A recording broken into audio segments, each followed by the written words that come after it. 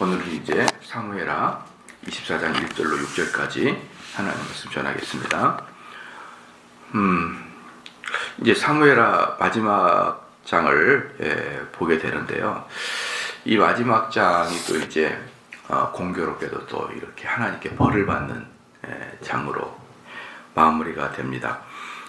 참 재밌는 게 이제 24장이 참 재밌는 게 이제 1절을 좀 보면은요. 여호와께서 다시 이스라엘을 향해 진노하사, 그렇죠? 다시 이스라엘 향해 진노하사 저희를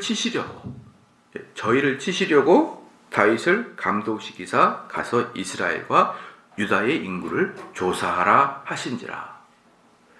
그러니까 우리가 조금 잘못 알고 있는 게 뭐냐면요, 다윗이 이스라엘 사람들의 인구를 조사했기 때문에 하나님께서 화가 나셔서 이스라엘 치셨다, 이렇게 우리는 보통 알고 있잖아요. 그게 아니고 이스라엘을 치게 하려고 다윗에게 인구조사를 시킨 거예요. 이 전후 관계를 알아야 됩니다. 다윗이 인구를 조사했기 때문에 친 게 아니고 치려고 인구조사를 시킨 겁니다. 이런 경우가 아주 많습니다. 그래서 이제 여기서 그러면 꼭 느낌이 하나님께서 죄의 조성자인 것처럼 다윗의 마음을 감화 감동시켜서 다윗이 죄를 저지르도록 하는, 유도하는 그런 것처럼 보이지만 이제 사실은 그게 아니고 정확하게 본다 그러면은 다윗의 욕망을 그냥 유기한 상태죠. 하나님께서는 우리 사람의 마음을 이렇게 경향을 바꿈으로 인해서 하나님의 섭리를 이끌어 가잖아요. 우리의 경향을 만지면서. 그런데 우리들의 육의 소욕, 욕망을 하나님이 어떠한 핸들링을 하지 않냐고 내버려 둬버리는 것이죠. 그럼 이제 인간이라는 게 어떤 존재입니까? 인간이라는 것은 근본적으로 타락한 존재이기 때문에요. 하나님께서 개입하지 아니하시면은 얼마든지 타락할 수 있는 게 다윗이 아니라 다윗의 할아버지일지라도 타락을 할 수 있는 거예요. 그래서 하나님께서는 이 바다의 물이 더 이상 올라오지 못하도록 딱 선을 긋듯이, 그 이상을 올라오지 못하도록 선을 긋듯이 보편적인 인간, 그 사람이 그리스도인이건 그리스도인이 아니건 간에 모든 인간의 마음에 최악으로 치닫지 못하도록 모든 인류를 붙들고 있는 거예요, 여러분. 그렇기 때문에 우리는 1층에 아파트에 1층에 사는 사람이나 이런 사람들이 정신적으로 완전히 미쳐버려서 자기가 죽을 때 아파트에다가 휘발유를 뿌리고 죽는 경우는 거의 없어요. 어차피 자살할 거 아파트에서 뛰어내서 자살하고 목매달아 자살하고 그러잖아요. 그러면 이왕 자살할 거, 나 혼자 죽기 싫어. 그래서 자기 아파트에 휘발유를 뿌려버리고 불을 피워서 죽어버리면 어때요? 아파트에 살 수가 없어요. 나 때문에 다른 사람이 죽는다? 그것을 자살할 사람이 굳이 고려할 필요가 있나요? 여러분, 그럴까요? 자살할 건데 왜 고려하죠? 근데 엄청난 사람이 많이 자살해요. 아파트에서도 그렇고, 한강에서 뛰어내리기도 하고, 차에서 연탄불을 피우기도 하고, 여러 가지로 자살하지만 아파트 휘발유를 뿌리면서 자살한 사람은 거의 찾아보기 어렵죠. 그죠? 전 세계적으로. 그렇게 하는 이유가 하나님이 극단적인 악을 막고 계신다는 것을 여러분이 알고 계셔야 되는 거예요. 만약에 그런 식으로 아파트에 휘발유 뿌리고 자살하게 되면 아마 대한민국 공화국은 멸망하게 될걸요? 어느 누가 두려워서 아파트에 살 수 있습니까? 어느 누가 두려워서 5층 이상의 아파트에 살 수가 있어요? 그러면은 한 달에 한 번씩 각 지역에서 한 달에 한 번씩 사람들이 아파트에 자살한다. 불을 피우고. 못 살아요. 그다음부터는 아파트에서는. 그럼 대한민국은 멸망해버려요. 금방. 다 아파트 문화이기 때문에. 이런 것들을 하나님은 아주 극단적으로 흘러가지 않도록 사람을 막고 있다는 것을, 이런 것만 봐도 여러분이 좀 느껴야 되는 겁니다. 막고 있다 그래도.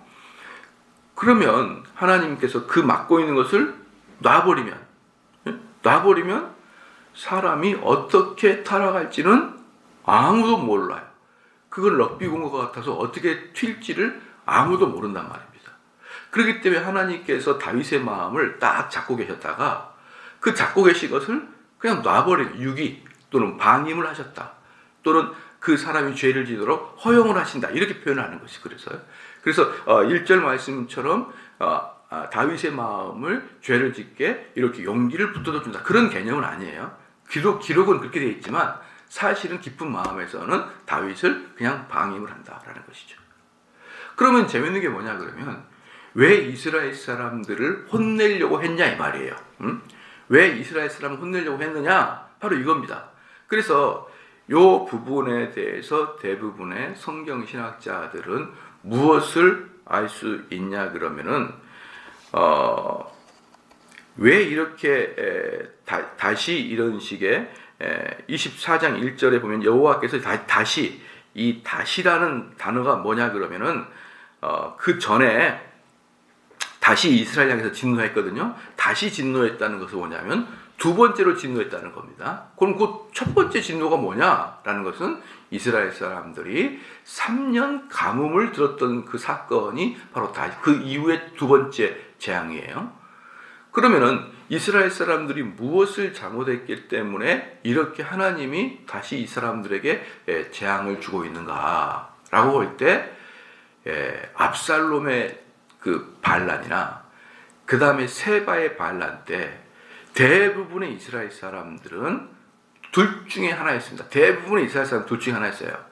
압살롬이나 세바의 반란에 가담하거나 그 반란을 좋아하거나 아니면은 그들이 방임했어요. 그러니까 자연스럽게 다윗의 편에 들어가서 다윗의 편에 힘을 줘서 그 반란자를 대항한 게 아니고 그 반란자에 가담하거나 아니면 다윗이 고통을 당하도록 그냥 내버려 둬버렸던 것이죠. 그러니까 이것에 대한 하나님의 심판입니다.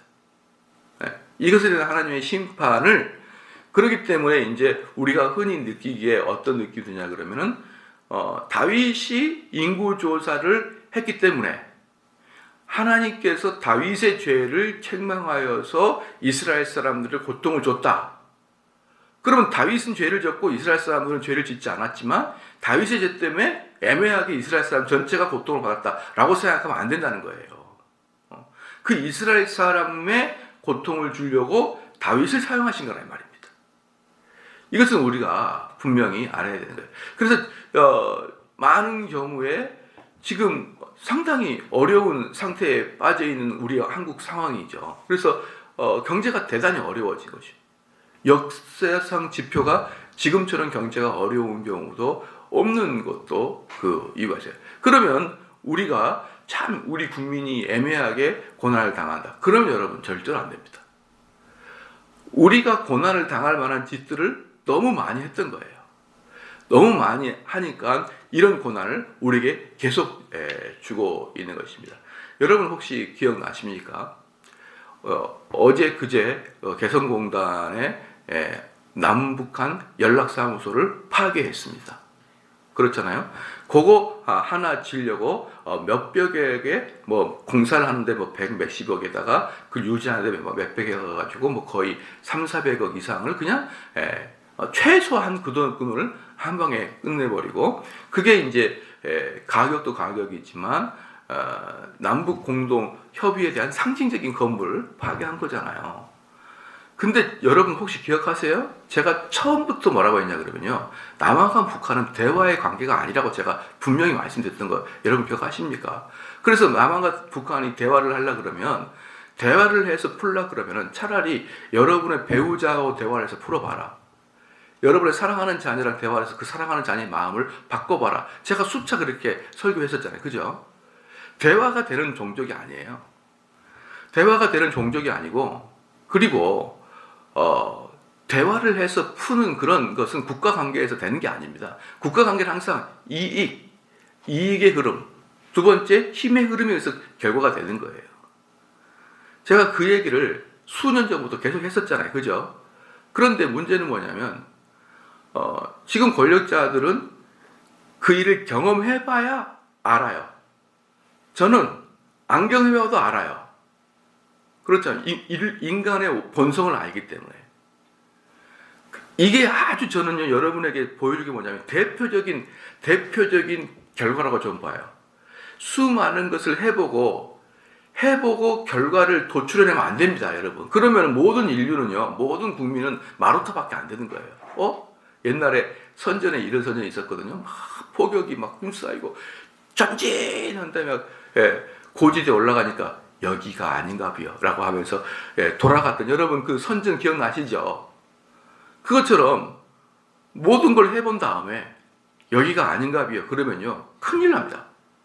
만약에 목회자도 그래요. 목회자도 그 머릿속에 전할 것을, 처음부터 끝까지 전할 것을 머리에 가지고 있으면서 목회를 하는 거하고, 이렇게 말하는 사람이 있거든요. 여러분과 제가 함께 커나갑니다. 이렇게 말하면 큰일 납니다, 여러분. 그것은 뭐냐면, 저도 잘 모르겠지만, 우리 한번 해봅시다, 이거예요. 목회도. 근데 쭉 해보니까, 이게 아닌가네? 그럼 여러분의 인생 20년은 뭡니까? 신앙생 20년. 또 의사 선생님도 그래요. 의사 선생님 쭉 해보다가 지금 해보니까 제 의료 방식이 좀 틀렸던 것 같은데요. 이렇게 해버리면 그동안에 그 의사한테 자기 몸을 맡겼던 환자는 뭐가 될 것이며, 그렇잖아요.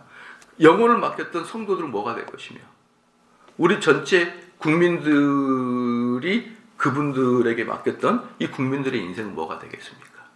그런데 어쨌든 앞으로의 일은 또 어떻게 될지 모르겠지만, 어제 그제의 사건만을 보면요, 1차적으로 뭔가 잘못되고 있다는 것을 우리는 알고 있어야 되는 거예요. 그러면 왜 이렇게 뭔가 잘못되어 가고 있느냐? 바로 우리 백성들이 벌 받을 짓을 많이 하고 있기 때문에 하나님이 이 일을 우리 대한민국에 허용하시는 겁니다. 그러니까 지도자가 잘못됐다기보다는 대한민국 사람들을 책망하기 위해서 지도자를 사용하고 계신다, 이 말이에요. 그렇게 되면서 우리는 뭡니까? 모든 사람이 경제적으로 어려워지는 것이고, 사회적으로 어려워지는 것이고, 지금 우리가 3년 전에 대한민국 서울을 불바다로 만들겠다, 막 그렇게 떠들었고, 미군 함정모함이 동해안으로 막 모이고 있다, 이 뉴스가 3년 전에 막 있었거든요. 그때 다시의 원점으로 돌아간 것 같지 않냐, 이 말이에요. 다시 원점으로. 뭔가 중간에 뭔가 대화하고 뭔가 가까워진 것 같고, 뭐 서로 정상끼리 손을 잡은 것 같고, 뭔가 있었던 것 같아요. 뭔가 있었던 것 같은데 다시 3년 전에 그 대치 상황으로 다시 흘러가 버리고 말한 거예요, 여러분. 그럼 왜 이렇게 하려고 열심히 해도, 그러니까 이번에도 대통령이 하는 말이 그러더라고요. 나는 하려고 다 했다. 할 만큼 다 했다는 거예요. 할 만큼 다 했는데 왜 다시 원점으로 들어가냐, 이 말이에요. 그것은 분명히 하나님이 우리 백성들을 손을 보고 있다는 것을 우리는 저는 느껴지더라, 이 말이죠. 느껴지고 있다. 그렇기 때문에 지금 이 시간에 우리 백성들은 뭘 해야 됩니까? 열심히 우리가 하나님께 무엇을 잘못했는지 찾아내야 되는 것이고, 이 국가가 전반적으로 반기독교 정서를 자꾸 부상을 시키고, 이렇게 되고 국민들은 기독교를 우습게 알고, 또 교인들은 회개하지 못하고 다 헛되고 거짓된 그런 말씀을 교회에서 하는 거예요. 이번에 이제 어느 기회가 있어가지고 이건희 삼성 회장이 했던 이야기를 이렇게 쭉 썼는데, 거기에 뭐라 그러냐면, 항상 긍정적 가치관을 가져라는 것이죠. 그렇잖아요. 그리고 지금 잘못된 것은 내일에 계속 잘못된 것을 의미하는 게 아니다. 이런 좋은 말을 쭉 썼는데요. 거기 밑에 댓글에 뭐라고 썼냐면, 꼭 목사님들 설교 같다, 그렇게 썼어요. 꼭 목사님들 설교 같다. 그게 뭔 줄 알아요? 이건희가 잘못한 게 아니라 목사들이 잘못하고 있는 거예요. 이건희의 이야기가 꼭 설교랑 비슷해. 그럼 설교가 잘못한 거예요. 근데 그런 식의 설교가 어마어마하게 교회 강대상에서 흘러나오고 있는 거예요, 여러분. 어마어마하게 흘러나오고 있는 것입니다. 그래서 심지어는 여러 가지 정말 수십 가지 이야기가 보편적인 교회 목사님들이 하는 이야기랑 거의 흡사하게 써가지고 누가 그걸 올렸더라고요. 올리니까 정말 목사님들 설교랑 비슷하다는 거예요. 그건 강대상에서 세속적인 이야기를 하고 있다는 결정적인 증거입니다. 근데 저희가 가르치는, 주일날 가르치는 이런 내용이 이건희가 아니라 그 누가 세상에서 할 수 있는 이야기냐, 이 말이에요. 그래서 저는 강력하게 느끼기 뭐냐면 이 교회에서 가르치는 메시지가 하나님 말씀으로 가장한 그냥 일반적인 세속적인 메시지로 꽉 도배를 해버리고 말았던 것이죠. 그렇잖아요. 뭐 긍정행위 같은 거 잘 아시지 않습니까? 그런 내용들. 뭐 3차원입니까? 4박자 축복입니까? 3박자 축복입니까? 네. 4박자 그건가요? 왜 이건가? 그러니까 그런 조영기 목사의 4박자인가 3박자 축복론이 그게 어떻게 기독교적으로 말할 수가 있냐 이 말이에요. 그런 것들이 각 교회 강대상에서 복음이라는 이름으로 가장이 되어가지고 사람들이 쏟아지니 교인들은 주님 만나러 왔다가 헛것만 듣고 가는 거예요. 그러니까 저는 바로 이게 핵심이라고 봅니다. 국민들이 뭘 알겠습니까? 국민들이 왜 기독교를 이렇게 우습게 알고 있습니까? 전부 다 이상한 걸 듣고 그러니까 그리스도인들이 그리스도인답지 못하니까 사람들이 비웃는 거 아니에요. 원래 기독교는 사람들로부터 거리를 두게 당함을 생기고 왜냐하면 기독교는 세상이랑 반대로 가고 있으니까 기독교는 세상과 가치관이 180도 다르기 때문에 기독교는 세상이 싫어합니다. 싫어하는데 1세기 때도 기독교를 싫어했고 지금도 기독교 싫어해요. 근데 1세기 때는 기독교를 두려워했습니다. 그래서 쟤네들이 우리 기독교인들이 신천지를 두려워하듯이 쟤네들은 싫어요. 근데 우리 교회 오면 무서워. 신천지는. 그래서 신천지는 두려움의 존재입니다. 근데 우리 개신교는요. 우스움의 존재가 되어버렸어요. 어디 가도 두렵지도 않아요. 기독교에 와도 두렵지도 않아요. 근데 여러분 신천지를 두렵잖아요. 바로 이렇게 신천지를 두려워하듯이 1세기, 2세기 때는 기독교를 두려워했단 말이에요. 그래서 그때 1세기 때 기독교에 대한 별명이 뭐였냐면은 쟤네들이 모여서 식인종이 된다. 그것도 왜? 그들끼리 모여서 내 떡을 먹어라. 내 몸을 먹어라. 내 피를 마셔라. 이렇게 하면서 뭔가를 돌리고 뭔가를 마시거든요. 그러니까 그들이 얼마나 기독교를 두려워했는지 나타나는 거예요. 쟤네들이 모여서 식인종이다. 쟤네들이 로마를 불태웠다. 쟤네들 때문에 전염병이 돌았다. 뭔가 기독교를 두려워하고 꺼림직하게 여기는데 지금은 기독교를 완전히 웃기게 여겨버리는 것이죠. 이런 차이가 있는 것입니다. 사랑하는 성도 여러분, 저는 우리 백성이, 우리 성도들이, 우리 교회가 세상에 칭찬을 들으라 저는 원하지 않아요. 근데 무엇을 해야 되냐? 세상이 두려워하는 존재가 돼야 된단 말이에요. 이런저런 이단, 사이비, 광신도 같은 모습이 보일지라도 두려워하는 존재가 돼야 되는 거예요. 웃기는 존재가 아니라. 근데 지금은 너무 특별히 개신교는 너무 잘못된 메시지를 오랫동안 듣다가 이제 웃기는 그런 존재가 되어버리고 말았습니다. 그래서 저는 바로 이 문제가 바로 우리 한국 사회의 핵심의 문제다라고 보는, 이 교회의 문제가 하나님이 진노하시는 핵심이다라는 그렇게 보는 것입니다. 그래서 이제 24장 1절에 다윗을 감동시켜 가서 이스라엘과 유다의 인구를 조사합니다. 그러면은 이 다윗이 자기가 원하지 않았는데 하나님이 이 마음을 주셨다. 그럼 다윗은 책임이 없어요. 왜? 다윗은 자기가 자유의지로 가지고 한 게 아니라 하나님이 기계적으로 그렇게 만들었으니까. 그렇기 때문에 이것은 다윗이 자기가 자발적이고 자기가 자유의지를 가지고 그렇게 한 것을 하나님이 이용하신 것이라 이 말이에요. 아시겠죠? 그렇기 때문에 당연히 다윗의 이 잘못을 시작점으로 해서 이스라엘에게 벌을 주지만 사실 오리지널은 이스라엘이 벌을 받을 만했기 때문에 다윗을 사용하는 것이다 라고 여러분 볼 수가 있죠. 그죠? 그러나 시작점은 어쨌든 다윗의 잘못인 거예요. 다윗의 잘못입니다.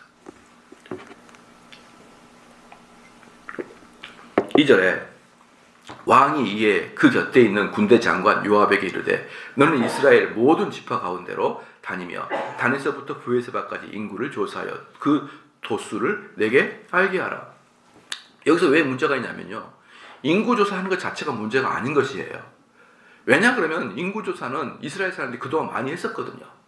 특별히 민수기 때 같은 건 어떻습니까? 민수기 자체가 넘버링입니다. 사람 숫자 세는 게 민수기예요. 민수, 사람을 세다. 사람을 세는 게 민수기입니다. 그렇기 때문에 인구조사가 나쁜 게 아닙니다. 근데 왜 인구조사 나쁘냐면 지금 이 왕은 자기의 국력이 얼마나 부강했는지를 자기가 알고 국가를 더욱더 강력하게 시키려고 숫자를 세는 게 바로 문제였어요. 왜 그랬냐 그러면요. 하나님은 다윗 왕이 이스라엘 사람을 세는 것을 대단히 불쾌하게 여겼습니다. 왜 불쾌하게 했냐면 요때 그 사람 수를 세는 게 10개월 걸려요. 10개월. 인구조사가 간단한 문제가 아니잖아요. 10개월 걸리는데 그 10개월 동안 누가 그 총책을 맡냐? 요압 장군이 총책을 맡아요. 그럼 이것은 무슨 뜻이냐 그러면요. 요압이 군대의 그 소요 사태를 이루거나 국내에서 소요 사태를 이루거나 외세가 침입하는 그런 것을 막아야 되는 게 요압의 일이었어요. 군대 장관이니까.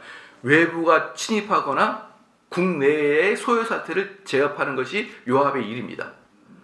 근데 요압이 이 일을 하지 아니하고 10개월간을 인원을 조사합니다. 자, 이건 무슨 뜻이냐 그러면요. 요압은 더 이상 그렇게 군대 최전방에서 적들이 쳐들어온 것이거나 국내에 소요 사태가 일어나지 않을 것을 확실히 아는 시기란 말이에요. 이 시기가.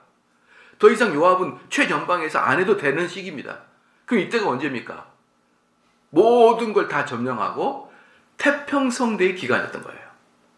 그럼 이스라엘에서 태평성, 다윗의 기간 동안 태평성대는 언제냐? 모든 그 외부 세력을 다 제압을 하고 모든 통일을 이룬 게 언제냐? 다윗의 말기입니다. 다윗의 말기, 이때는 그래서 다윗의 말기예요. 그래서 요압 장수가 10개월간을 최전방에 없어도 되는 상태, 요 상태가 다윗의 말기예요. 그리고 좀 있다가 솔로몬 넘어가는 시기입니다. 이때가. 그럼 이건 뭐냐 그러면요. 무엇을 의미하냐면 다윗이 자기의 그 왕권의 마지막에 무엇을 하냐 그러면 이스라엘이 강력한 그런 국가가 된 게 바로 이때예요. 그래서 내외적으로 평강을 하고 외적으로 평강스러운 것은 뭐냐면 이따가 알겠지만은 이스라엘 땅 넘어서까지 조공을 받는 그런 위치에 올라와서 바야흐로 이스라엘은 제2의 애굽처럼 제국의 기틀을 마련한 시기가 바로 이 시기예요. 이제 여기에서 한 발자국만 더 나가면 제국이 되는 거예요. 한 발자국 더 나가면 정말 부국 강성 대국이 여러분 되는 것입니다. 그때 그 즈음에 다윗이 사람의 숫자를 센 겁니다. 그렇기 때문에 여기서는 두 가지가 아주 강력하게 시사가 되어 있습니다. 첫 번째는 뭐냐 그러면요. 군사를 조직을 해가지고 이제 진짜 제국이 되어보겠다. 이 의지가 다윗에게 있었던 거고요. 두 번째는 뭐냐 그러면 지금까지의 모든 이스라엘을 승리하고 나왔던 것이 하나님이 해줬다는 것을 거절하는 거예요. 내가 했다는 겁니다. 내가 지금까지 이스라엘을 어떻게 끌고 왔고 내가 지금까지 이스라엘을 이렇게 좋은 머리와 작전을 가지고 용맹을 가지고 내가 전부 다 야금야금 다 먹었다. 예? 그것을 실질적으로 공개적으로 말을 선포하는 거예요. 이건. 왜냐 그러면 이 넘버를 체크하는 자체가 그래서 하나님께 대항하는 것입니다. 대항하는 거예요. 그 결정적인 근거가 뭐냐면요. 결정적인 보여준 게 뭐냐면 민수기 때 사람을 세잖아요. 인구조사 하잖아요. 그땐 누가 인구조사 했습니까, 여러분? 제사장이 인구조사 했어요. 그러니까 이 과거의 인구조사는요. 하나님께 제사를 드리기 위한 인구조사였고 하나님께 헌신하고자 하는 인구조사였어요. 근데 이번에 인구조사 누가 하는 겁니까? 요압 장군이 하는 거예요. 장군이. 그러니까 이전의 인구조사는 제사용이었다 그러면 이제 인구조사는 뭡니까? 전투용이요? 자기 힘의 과시요? 제국을 위한 기초였던 것이죠. 그렇기 때문에 하나님이 그것 때문에 분노를 한 것입니다. 분노를 한 거예요. 지금까지 다 한 것을 그동안에 다윗은 잘했어요. 할 때마다 하나님께 영광을 돌렸어요. 하나님이 하신 것을 다윗은 잘 알고 있어요. 왜? 자기는 정말 목동의 아들이거든요. 목동의 아들이잖아요. 23장에 우리가 1절에 보십시오. 이는 다윗의 마지막 말이라. 이새의 아들 다윗이 말하며. 그러니까 자기 자신을 뭐라고 표현하는 거예요? 목동의 아들, 이새의 아들 다윗 이렇게 표현하잖아요. 이렇게 잘 해왔어요 그동안. 근데 딱 막판에 내가 다 했다 이렇게 해버리는 거예요. 그냥 하나님께서 노발대발하신 거죠. 너희 놈이 네가 뭔데? 그게 바로 다윗이 저질렀던 일입니다. 모든 것은 하나님이 하셨습니다. 이렇게 했던 사람이 마지막에 이거 다 자기 것으로 다 해버리고. 여러분 영화 혹시 쇼생크의 탈출 보셨나요? 저는 그 영화가 몇 번이나 봤는데 너무 재밌어요. 저는 그 영화가 마지막까지 똑같아. 맨날 그 은행원이었던 그 살인 누명을 쓰고 들어와서 은행원이었던 사람이 저 영화가 도대체 뭘 하려고 똑같아요. 시간은 다 지나가는데 아무것도 변화가 없어요. 근데 마지막 몇 분 남겨놓고 보니까 모든 통장을 다 자기 이름으로 하고 운전면허증도 자기 이름으로 하고 완전히 그 사람이 아닌 새로운 제3의 가상인물을 만들어가지고 거기다가 통장, 뭡니까 또 운전면허증 모든 걸 만들어놓고 가상인물 딱 만들어놓고 그걸 가지고 탈출해버리잖아요. 그렇잖아요. 그동안에 그 감옥에서 십몇 년 동안 있으면서 그 감옥 간수장의 그 비리 회계를 전부 다 애가 세탁을 해가지고 비리 회계가 아닌 완벽한 돈으로 만들어서 그 간수장 이름을 다 했어요. 아시죠? 그 쇼생크 탈출 모르는 사람 보면 돼요. 뭐 모르는 건 죄가 아니니까 그 영화 안 본 게 죄가 아니니까 다 한 다음에 마지막에 그걸 자기 걸로 해가지고 도망가 버리니까 그 간수장은 수십 년 동안 기분 좋은 게 한순간에 수르륵 날아가 버리잖아요. 그것처럼 하나님은 수십 년 동안 다윗 때문에 기뻐했다가 마지막에 다윗이 그 자기 이름으로 싹 다 돌려버리니까 하나님의 진노는 이루 말할 수 없이 커져버렸던 것입니다. 그게 바로 다윗이 저질렀던 문제예요. 그러니까 다윗이 아니 무슨 인구 조선을 했다고 이렇게까지 할 수가 있느냐. 첫 번째, 그렇게 보지 말아라. 이것은 뭐랑 똑같냐면 하와가 선악과 좀 먹었다고 뭘 그렇게까지 왜 그렇게까지 할 수 있어요. 그럼 똑같아요. 그 자체가 아니라 그 하는 행위의 마음속이 아주 괘씸한 겁니다, 여러분. 아주 괘씸한 거예요. 두 번째는 뭐냐 그러면 그럼 다윗이 그렇게 했다고 해서 죄 없는 이스라엘 백성이 이렇게 혼이 나도 되느냐? 그렇게도 생각하지 말아라 이 말이에요. 이것은 이스라엘 백성을 혼을 내기 위해서 다윗을 허용한 것이다 라고 여러분이 보시면 아는 것입니다. 그렇잖아요. 그러면 여기서부터 보면 2절 후반부에 모든 지파 가운데로 다니면서 뭡니까? 단에서부터 브에세바까지 인구를 조사하여 도수를 내게 하여 모든 지파 단에서 브에세바까지 북쪽에서부터 남해까지 탈탈탈 털어가지고 다 조사해와라 이렇게 얘기했습니다. 그러니까 3절에 요압이 왕께 고하되 이 백성은 얼마든지 왕의 하나님 여호와께서 100배나 더하게 하사 내 주 왕의 눈으로 보게 하시기를 원하나이다. 요압이 뭐라냐면 이거예요. 우리는 하나님이 지금까지 키워왔지 않습니까? 요압이 오히려 충원을 드린 거예요. 다윗에게. 요압이 충원을 드렸습니다. 우리 백성은 이런 식으로 오지 않았고 하나님이 우리를 100배나 키워서 왔지 않습니까? 지금 왕이 그걸 지금까지 경험하고 봤지 않습니까? 라고 요압이 충원했습니다. 그러면 3절 후반부에 그런데 내 주 왕은 어찌하여 이런 일을 기뻐하시나이까 하되 내 주 왕은 어찌하여 사람들을 카운트하고 사람들을 숫자를 세는 것에 대해서 기뻐하냐 이 말이에요. 왜 그것을 하십니까? 라고 요압이 이야기를 합니다. 만약에 이때가 다윗 정권의 초기였다 그러면 다윗이 아마 요압의 말을 들었을 거예요. 왜? 요압이 강성하거든요. 나중에까지 요압은 다윗을 흔들었잖아요. 그런데 이때가 다윗의 말년이기 때문에 이제 다윗에게 대항하기는 요압이 사실은 어려운 상태가 된 거예요. 그러니까 요압이 만약에 다윗 정권 초기였다 그러면 정신 차리십시오. 이렇게 얘기했을 거예요. 다윗 왕이요, 정신 차리십시오. 그러면서 시켜도 가서 안 해요, 일을. 근데 이때는 다윗의 최정성이기 때문에 이렇게 충원을 해도 다윗이 해! 이렇게 하니까 요압은 예하고 했던 것입니다. 그러나 요압은 분명히 충원을 드렸어요.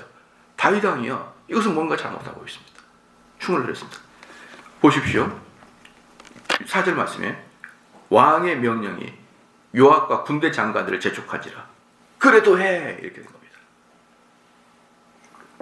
참 재미있는 게 뭐냐면 국가가 멸망하려고 그러면 그 왕의 고집이 얼마나 강성한지, 국가가 힘들은데도 자기가 추구하고 있는 것을 절대 멈추지 않게 해버립니다. 하나님께서.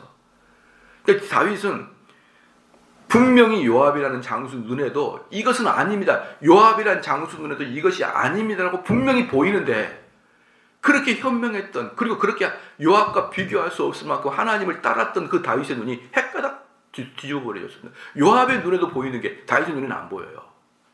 그래서 다윗은 요압을 재촉하고 장관들을 재촉하고 이럽니다. 요압과 장관들이 이스라엘 인구 조사하려고 왕 앞에서 물러나서 요단을 건너 갓 골짜기 가운데 성읍 아로엘 우편 곧 아시엘 맞은편에 이르러 장막을 쳤다. 그런데 성읍 아로엘, 이게 뭐냐면 요단을 건너갔다라는 뜻이 뭐냐면 곧바로 요압이 인구조사를 실시할 때 어떻게 하느냐, 예루살렘에서 요단을 건너서 요단 동편으로 가는 거예요. 그 중에 어디가 있냐 그러면 바로 아로엘입니다. 아로엘. 이게 어디냐, 이 요단 동편의 맨 끝에요. 그러니까 지금 여기에서부터 시작해서 봐보십시다. 여기서 시작해가지고 6절 말씀에 길르앗에, 그러니까 5절 후반부에 야셀 맞은편에 이르러 장막을 치고, 이게 뭐냐면은 맨 꼭대기의 옆에다가 장막을 쳤다. 이것은 엄청난 어마어마한 국책 사업이라는 걸 볼 수가 있어요. 장막을 쳐서 수많은 사람들이 임시처소로 들어가서 거기서부터 이제 10개월 동안 전체 국책 사업을 실시하는. 그래서 장막을 쳤다는 것은 작은 사업이 아니라 어마어마한 사업인 것을 보여주고 있는 거예요. 거기에 수많은 사람이 들어와서 이제 그 공무를 집행하기 위해서 거기서 텐트를 치고 시작을 딱 합니다. 그리고 이 국책 사업이 어때요? 이제 옮기겠죠. 장막이 옮겨 다니면서 이제 국책 사업을 시작하는데, 어쨌든 시작 자체는 요단강을 건너 동편에, 그 본토에서 건너 동편의 맨 위쪽에 딱 장막을 치고부터 시작해서 6절에 길르앗에 이르고 닷딤 후시 땅에 이르렀고, 또 다냐 안에 이르러서는 어디입니까? 시돈으로 돌아서. 시돈이 어디냐면요, 여러분 지도를 딱 보면은 어디냐면 지중해 바로 옆에가 시돈 땅이에요. 그럼 여러분 생각해봐요. 그럼 시돈은, 여기는 이스라엘 땅이 아닙니다. 이스라엘 땅이 아니라 이스라엘 북쪽에 너머에 있는 도시가 시돈이에요. 그러면 한번 보십시오. 이 동편에는 요단강을 동쪽에 건너서 맨 위, 이 시돈은 이스라엘 본토에서 북쪽에 위쪽에 있는 이스라엘 위에 있는 땅이에요. 그거부터 시작했다. 그 뭐예요? 딱 북쪽부터 딱 잘라가지고 아래로 쭉 내려온다는 뜻이에요. 북쪽을 딱 잘라서부터 아래로 내려오면서 쭉 인구 조사를 하는 것입니다. 그러면 여기서 시돈은 어떤 땅이냐면요, 이 시돈은 어떤 땅이냐 그러면 이스라엘 땅이 아닙니다. 이때도 이스라엘 바깥 땅이에요. 근데 왜 시돈 땅을 여러분 조사할까요? 조공을 받았거든요. 조공을. 그러니까 이스라엘이 엄청나게 강성 대국이었단 말이에요. 자기 나라도 아닌데 가서 인구 조사를 하는 겁니다. 왜? 거기서도 군사를 이끌어내고 거기서도 조공을 받아내려고. 지금 다윗의 마음속에는 부국 강병국을 만들기 위해서는 군사도 세금도 걷어내야 되기 때문에 이 카운트를 하는 거예요. 그냥 단지 내가 이렇게 출세했으니까 한번 알아봐야지 정도가 아니라 군사력을 키우기 위해서 세금을 징수하기 위해서 하고 있다는 게 보입니다. 그렇게 하면서 그 시돈 땅을 여러분 속국으로 만드는 엄청난 강성 대국이었다는 것을 알 수가 있는 거예요. 왜냐하면은 7절에 보면 두로 견고한 성에 이르러 히윗 사람 가나안 사람의 모든 성읍에 이르러 유다 남편으로 와서 브엘세바 이르니라. 그러니까 위에 있는 가나안 땅들을 모두 탈탈탈 털고 쭉 해가지고 밑에까지 훑고 지나왔더라 말이에요. 그 누굽니까? 그들이 가나안 다른 족속들이에요. 그러니까 어마어마한 사실은 권세를 가지고 있으면서 어마어마하게 세금을 거둘 수 있고 어마어마하게 군대를 유발시킬 수 있는 것을 하려고 하는 것이지, 단지 내가 얼마나 잘 이뤘는지 한번 볼까? 그 정도가 아니었다는 거죠. 그 정도가 아니라 철저하게 제국을 만들기 위해서 세금을 걷기 위해서 이 작업을 했던 것입니다. 여러분, 이 시돈이 얼마나 유명한 땅이냐면요, 그 시돈 땅에 백향목으로 예루살렘 성전도 지었어요. 그 다음에 시돈 땅의 백향목으로 나중에 히스기야 시대 이후에 바벨론에서부터 다시 유대가 귀환하잖아요. 귀환할 때 성전을 재건할 때도 시돈 땅에 그 백향목으로 했습니다. 그리고 시돈 땅은 지중해 딱 붙어 있어요. 지중해 붙었다는 뜻은 뭡니까? 우리로 말하면 홍콩 같은 땅이에요. 아주 부자고 아주 중개 무역업이 발달되어 있고 유럽의 전체를 거기서 수출입을 했던 데가 시돈 땅입니다. 근데 이 시돈 땅이요 얼마나 아름다운지 몰라요. 왜냐 그러면 그 백향목이 그 시돈 땅에 어마어마하게 많기 때문에 그것으로 이 도심을 만들기 때문에 엄청나게 아름답습니다. 그런데 이 시돈 땅이 작고 강한 나라예요. 작고 아름다운 땅입니다. 그렇기 때문에 어디한테는 안 되냐면 제국한테 안 돼요. 제국한테는.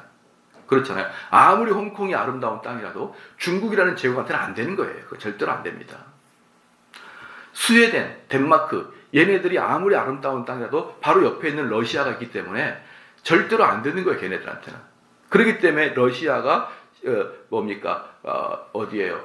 그 스웨덴이나 덴마크를 쳐들어가지 못하도록 미군이 주도하고 있어요. 그걸 바로 나토라 그래요. 나토. 그렇기 때문에 아무리 아름다운 땅이라도 제국한테는 안 되거든요. 바로 그게 시돈 땅이에요. 근데 그 시돈 땅을 끝내 괴롭혀서 멸망시킨 게 뭐냐면 페르시아 제국, 바사 제국이 시돈 땅을 멸망을 시켜버려요.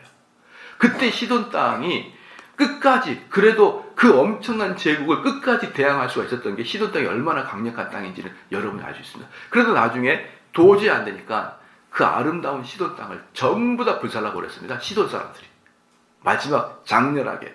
그래서 그 시돈 아름다운 땅이 전부 다 불탄 것이 얼마나 사람들 마음속에 충격이었냐 그러면 그게 수세기 동안 사람들 마음에 시돈이라는 도시가 불탄 것을 잊지를 못하고 있었습니다. 야, 그 아름다운 땅, 그 강성한 땅, 그 부자였던 땅이 한순간에 불탄 게 사람들에게 충격을 줬어요. 그게 언제냐면 BC 약 350년 정도에 바사 제국에 의해서 시돈 땅이 멸망을 하게 되면서 그렇습니다. 그런데 BC 300여 년, 350년 정도에 불탔는데 그것을 누가 이야기하느냐? 누가 이야기하냐? 예수님이 이야기합니다. 그러니까 BC 300년 이전에 있었던 일을 예수님이 이야기를 해요. 뭐라고 하냐? 마태복음 11장 21절에 화 있을진저 고라의 신아 화가 있을진저 벳세다야 너희가 어째서 행한 모든 권능을 두로와 시돈에서 행하였다면 저희가 벌써 베옷을 입고 제에 앉아 회개하였으리라. 두로와 시돈에서 행하였다면 예수님이 이렇게 말씀한 거예요. 야, 화 있을진저 너희들 말이야. 내가 지금 너희들한테 가르친 것처럼 시돈에서 가르쳤다 그러면 그 시돈 사람들이 제 위에서 울지 않았을 것이다 이 말이에요. 불탄 데 위에서 울지 않았을 것이다. 이미 시돈이 회개했을 것이다. 너희들은 시돈 사람보다 더 나쁘다. 이렇게 이야기할 정도로 시돈이 BC 350년에 불이 타서 멸망을 했었어도 예수님이 예를 들 정도로 강력했던 곳이 여러분 시돈입니다. 네? 근데 그 시돈이 조공을 바쳐요. 그 시돈이 조공을 바쳐요. 그러니까 다윗 당시가 얼마나 대단한 나라입니까 여러분. 페르시아도 시돈을 점령하는 것이 엄청 어려웠습니다. 그래서 나중에까지 결사항전하다가 이럴 바에는 다 죽자 이러면서 시돈 사람이 그 마을을 전부 다 불태워버렸듯이 그 엄청난 시돈을 다윗이 조공을 받으려고 인구조사를 했습니다. 그러니까 다윗의 국가가 자칫했으면은 페르시아나 바벨론처럼 고대 제국이 될 수가 있었던 것을 우리가 알 수가 있겠죠. 바로 그것을 제국이 되려고 했다가 하나님께 엄청나게 벌을 받는 것이 바로 24장 그 이야기인 것입니다. 그래서 사랑하는 성도 여러분, 이걸 보면은 그런 느낌이 들어요. 그렇게 잘 살아다가 어떻게 이렇게 마지막에 헛방을 내딛느냐, 이런 느낌이 참 안타까움이죠. 말년이 좋았어야 되는데 이 말년에 하나님께 이렇게 당할 수가 있느냐.